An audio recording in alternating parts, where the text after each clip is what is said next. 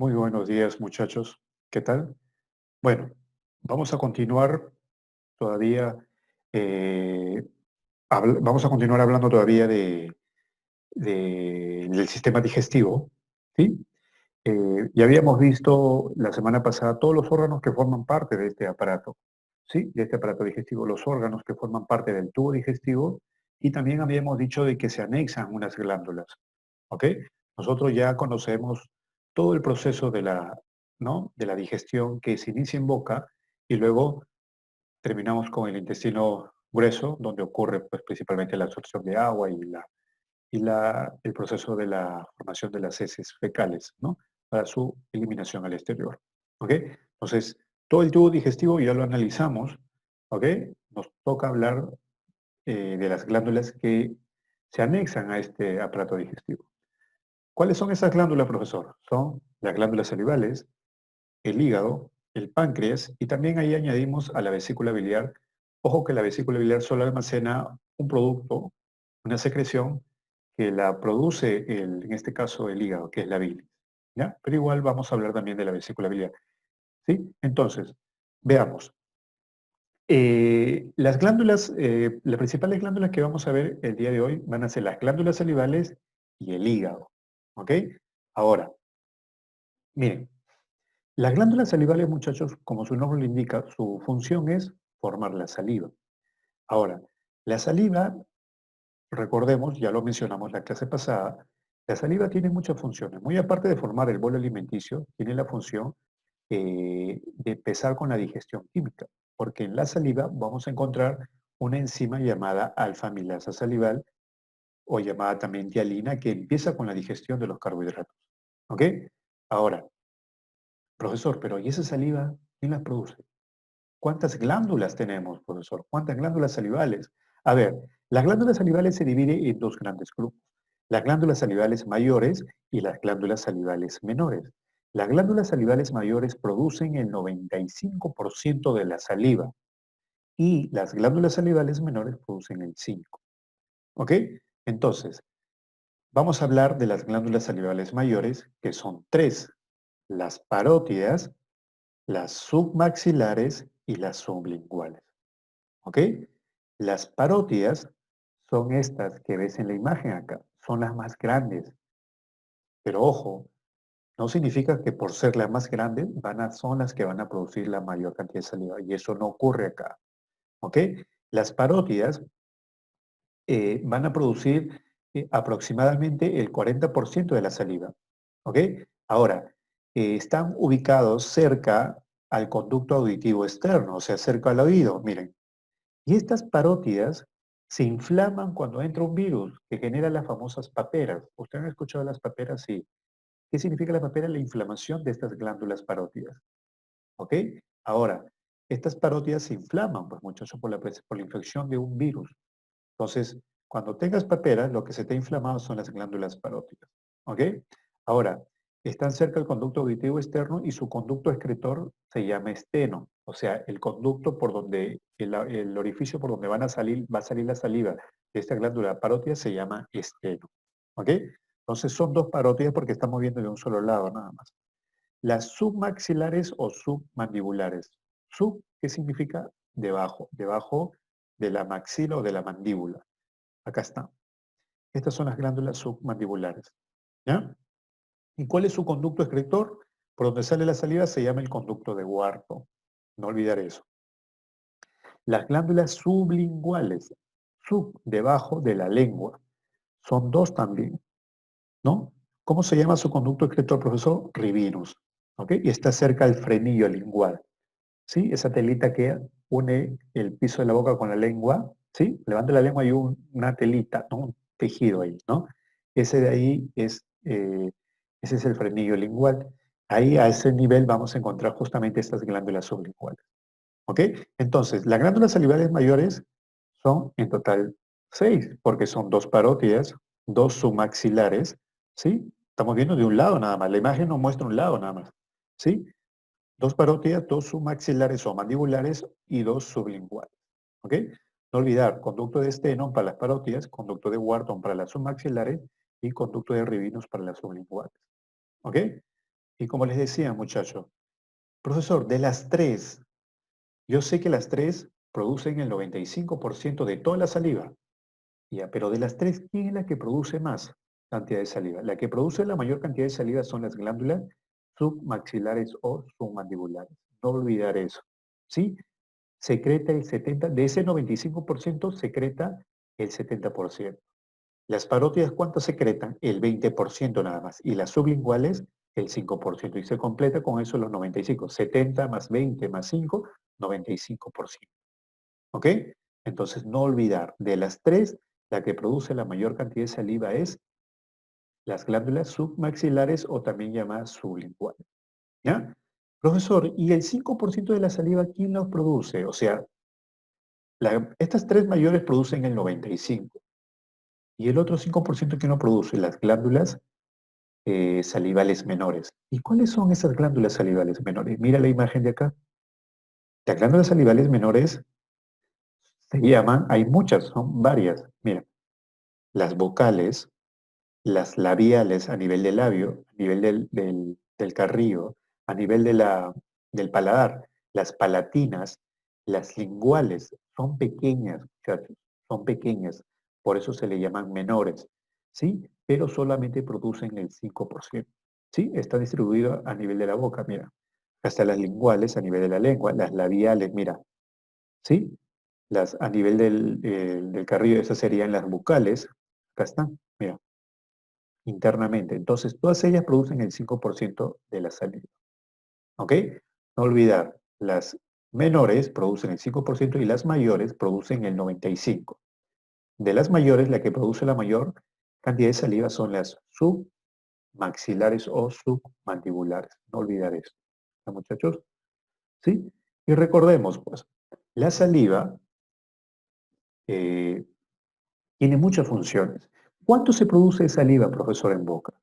Aproximadamente entre 1 a 1,5 litros de saliva por día, ¿ya? Y recordemos, ¿te has puesto a pensar de que si en nuestra boca no hubiera saliva, qué problema traería?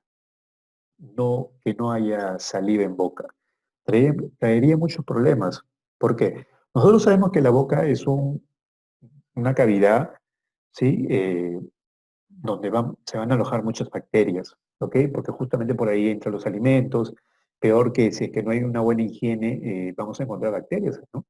Entonces, es muy vulnerable esa zona a que se desarrollen ciertas enfermedades bucales, salvo que la persona no tenga una buena higiene. Pero la saliva, chicos, es muy importante, muy aparte para la digestión porque se forma, humedece el alimento, te permite formar el bol alimenticio, que eso ya lo conocemos, también te permite la digestión, inicia la digestión, también cumple una función de defensa. ¿Por qué, profesor? ¿Cómo así cumple una función de defensa? A ver, miren, eh, el pH de la saliva es ligeramente alcalino, ¿ok? Entonces, si no hubiera saliva en boca, el ambiente, el pH de la boca sería ácido. ¿Por qué? Porque es un ambiente seco y las bacterias les gusta vivir en un ambiente ácido. Entonces, si la saliva cae en boca y encuentra un ambiente ácido, va a tratar de neutralizarlo, ¿sí o no? Va a tratar de volverlo alcalino. Entonces, y recuerda eso, las bacterias viven en un medio ácido. Si la boca está seca y el pH es ácido, las bacterias están en su paraíso. Pero la saliva cae sobre la boca y esa acidez se neutraliza. Entonces ya el ambiente donde van a estar las bacterias ya no es el favorable para ellas. Y es por eso que algunas bacterias van a morir. No todas, pero van a morir. Pero también, si la persona no tiene buena higiene, entonces la saliva no va a poder hacer una función de defensa al 100%. Entonces, a eso voy. Por eso es la importancia de la saliva, porque de alguna manera está cumpliendo una función de defensa al neutralizar el pH del ambiente de la boca para que las bacterias no se reproduzcan, pues. Es por eso que muchas personas, por ejemplo, si no tienen una buena higiene o tienen problemas, porque hay, ojo, hay enfermedades que hacen de que las glándulas salivales, por ejemplo, no produzcan esta cantidad. Por ejemplo, yo sé que Al día se debe producir entre 1 a 1,5 litros de saliva, pero hay personas que producen menos esto. Y yo te pregunto, si hay menos saliva, ¿el pH cómo quedaría? Ácido. Dime, esa persona definitivamente va a tener muchas enfermedades en boca, muchas. ¿Ok? Entonces, recuerda siempre estas funciones de la saliva. Tú, aparte de todo lo que tiene que ver con el bolo alimenticio, la digestión de los carbohidratos, también cumple una función de protección. ¿Ok? Entonces, queda claro con respecto a las glándulas salivales. ¿Sí? Pasemos a una siguiente glándula llamada el hígado. El hígado es el segundo órgano más grande del cuerpo después de la piel. ¿Ya? Es uno de los órganos más voluminosos. ¿Ya? ¿Qué más? El hígado tiene muchas funciones, muchísimas. Muchos creen que solamente produce bilis, pero no. Una persona no podría vivir sin el hígado, sin el hígado. No se podría, muchachos, debido a las tantas funciones que cumple. Pero te voy adelantando algo. El hígado tiene una capacidad de regenerarse siempre y cuando, porque lo que pasa es que tanto trabajo hace el hígado de que a veces se inflama o a veces ya empieza a envejecer. Pero si tú le das un tratamiento o le evitas tanto trabajo a ese órgano tiene la capacidad de regenerarse. Pero cuando el daño ya es muy frecuente, ya el órgano no va a poder reaccionar y obviamente va a enfermarse y va a traer consecuencias, ¿no? Entonces, recuerda eso, el hígado tiene muchas funciones y ahorita la vamos a ver, ¿ok? ¿Dónde se localiza el hígado? En el lado derecho, específicamente en el hipocondrio derecho, que es una cavidad abdominal, es una región abdominopélvica, ¿ya? Porque el abdomen se divide en 9 regiones, y una de esas regiones es el hipocondrio derecho, ¿ya? Principalmente se encuentra por debajo del diafragma, tiene un peso de entre 1.500 gramos en adulto y es de color pardo rojizo. Esta coloración puede cambiar si es que eh, hay, un- hay tantas patologías que afectan al hígado que esta coloración puede cambiar, ¿ya? El hígado, chicos, tiene unidades. Estas unidades son llamadas unidades anatómicas y fisiológicas del hígado. ¿Cómo se llaman estas unidades? Los lobulillos hepáticos. En el hígado también encontramos unas células representativas llamadas el hepatocito. Y ese hepatocito es justamente la que produce la bilis. Y la bilis tú ya sabes para qué se utiliza. La bilis es secretada a nivel del duodeno. ¿Recuerdan, sí o no?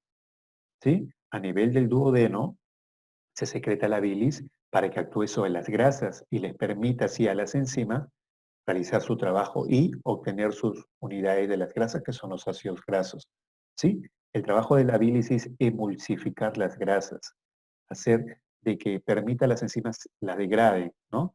Hacer que se vuelvan un poco más solubles, ¿sí? Para que las enzimas puedan romper sus enlaces y obtener los ácidos grasos de las grasas. ¿Ok? Entonces, ese es el trabajo, ¿ya? Entonces, vamos avanzando con respecto al hígado, ¿sí? Acá está bien claro, dice emulsificar las grasas, ¿ya?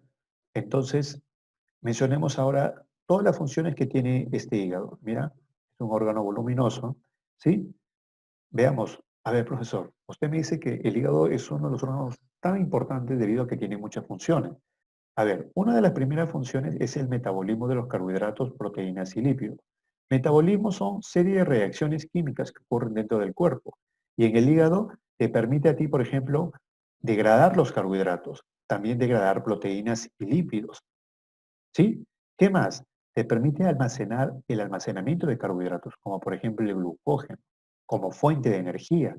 Que también, profesor, el hígado produce una hormona. Profesor, sí, produce una hormona. ¿Cómo se llama esa hormona, profesor? La somatomedina C. La somatomedina C, chicos, tiene que ver, interviene en dónde, profesor? En el crecimiento de huesos y músculos.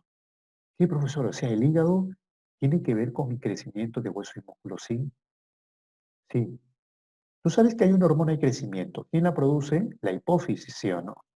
Ya. Esta hipófisis produce esta hormona de crecimiento y esta hormona de crecimiento tiene que ir al hígado. Para que el hígado reciba la influencia de esta hormona de crecimiento, el hígado tiene que producir esta hormona. Si no se produce esta hormona llamada somatomedina C, no ocurre el crecimiento de huesos y músculos. ¿Ok? Por eso te digo, mira, estamos viendo muchas funciones de este órgano. Y ahora ya aprendiste de que se relaciona con el crecimiento, cosa que de repente desconocías. ¿Qué más función cumple?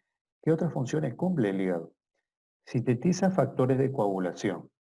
Ok, en el proceso de la coagulación de la sangre, chicos, ¿sí? Participan muchos factores y uno de ellos es, eh, ¿quién se encarga de justamente de producir esos factores de coagulación? El hígado. O sea que, profesor, ¿el hígado tiene que ver con la coagulación de la sangre? Sí. ¿Por qué? Sintetiza o produce esos factores de coagulación que son importantes en el proceso de la coagulación de la sangre. ¿Qué más? ¿Qué otras funciones? Detoxificante. ¿A qué se refiere con eso? A que elimina toxinas, neutraliza toxinas que han ingresado al cuerpo, que pueden ingresar, por ejemplo, con el alcohol, que puede ingresar, por ejemplo, con el uso de las drogas, que puede entrar, por ejemplo, no sé, a ver, por el producto de insecticidas que hayan podido entrar con algún tipo de alimento. Todas las toxinas que son perjudiciales para el cuerpo tienen que ser neutralizadas. ¿Y a dónde van? Al hígado. Y el hígado se encarga de neutralizar. Por eso, eliminar esas toxinas. Por eso cumple la función de detoxificante. ¿Qué más, profesor? Almacena vitaminas. ¿Qué vitaminas? La vitamina A, la vitamina D, la vitamina B12, la vitamina K.